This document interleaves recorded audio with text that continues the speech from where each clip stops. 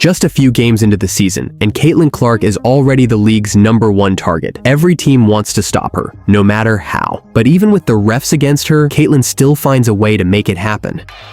Clark gets it. She's got time. Cloud defending. Clark trying to create some airspace. Long three at the horn. Oh! Caitlin Clark rising from the ashes here in the third quarter. And Indiana with an 8-point lead. But from the jump, it wasn't about her. Caitlin came out ready to facilitate and get her team going. Phoebish starting off on Caitlin Clark. New York was pretty coy about how they would defend her. Boston, the roll, the catch, and puts it in. And it wouldn't be long before she fired off another one of those full-court bullets. Sabrina, short on the jumper. Well, you want to make Sabrina dribble into her shots if possible. Mitchell gets behind the secondary and puts it in. And Jordan, that's why it's so important for Caitlin Clark. But the moment she tried to attack the basket, you could feel it. The physicality ramped up instantly. Into the vision of Caitlin Clark early. Clark steps on the gas, goes right by Stewart, and picks up the foul. Early on, the refs were with her and sent her to the line, but it wasn't consistent. So Caitlin adjusted, played it smart, and leaned into her dimes instead. Players like UNESCO and Caitlin Clark, the way that you defended your team slants, Boston galloping to the cup. The connection works again. There's not a lot of space there. She didn't get every call, but when she attacked the basket and the contact was too obvious to ignore. They went through a really detailed defensive scout yesterday. The whistle finally came. Another and one opportunity as she goes window shopping. She went 2 for 2 at the line, but it was clear every layup came with a price. So she switched it up again. With those right-handed layups. I mean, they have 9 baskets, and I have them unofficially with 7 right-handed layups. Oh, Clark found a hole in the defense. And with the D pressing high, Caitlin matched that energy, finding Aaliyah Boston. Talked about doing a lot of cardio, wanted to be bulletproof, and so far, Aaliyah Boston's been bulletproof. But even when she tried to avoid the contact, the Liberty still found her. So the Fever gained the 1-point advantage, just under 40 seconds up here in the opening quarter. And that's going to be a foul.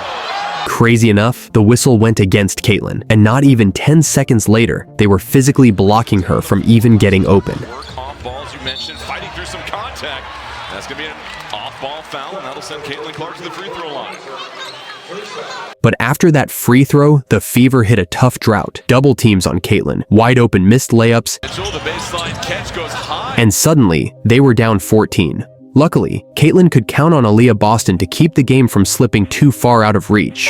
Clark over the top, Boston. The pass is... Even when Caitlin couldn't get it to fall, Boston was right there, cleaning the She glass. can score on. Clark, no good. Boston right there to clean it up, and a timeout on the floor. But the contact kept escalating. A 50-50 ball nearly took out Caitlin's knee in the process. It was getting rough out there. Backside of Burke. Clark and Stewart come crashing to the floor, and that'll be New York ball after. So Caitlin eased off and let the Boston show roll on, feeding her in the post and letting the big work.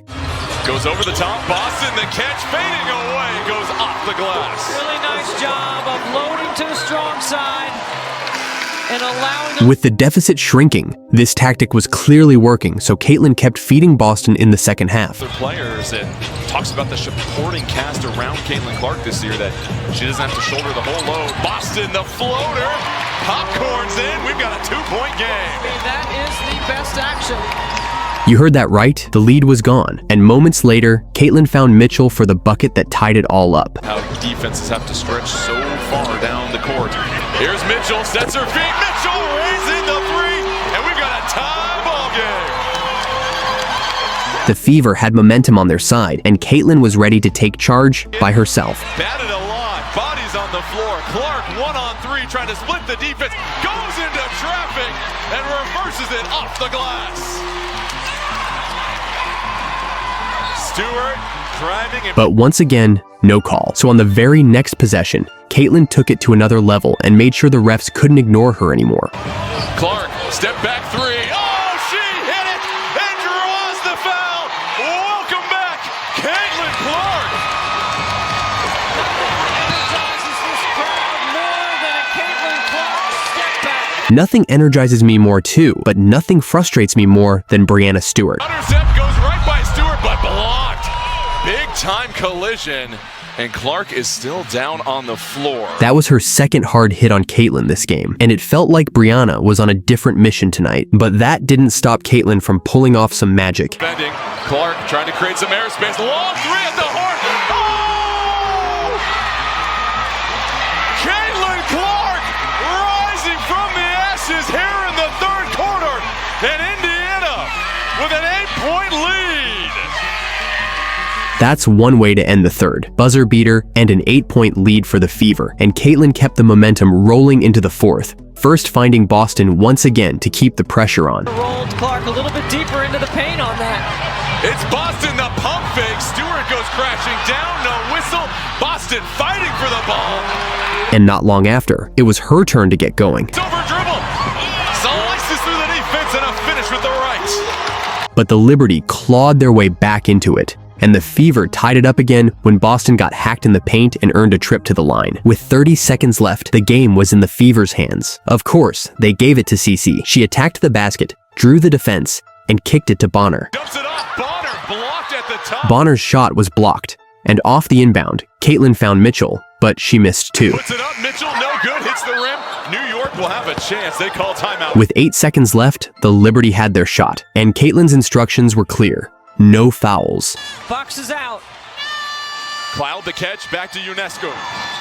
Sabrina turns the corner. Sabrina the bump and draws the foul with 2.9 remaining. At first, it looked like a careless foul by Lexi Hull, but the replay told a different story. It was clear who initiated the contact. Still, the refs bought it, and the Liberty were gifted a trip to the line. They knocked down both free throws. And on the other end, Caitlyn had just 4 seconds to change the outcome.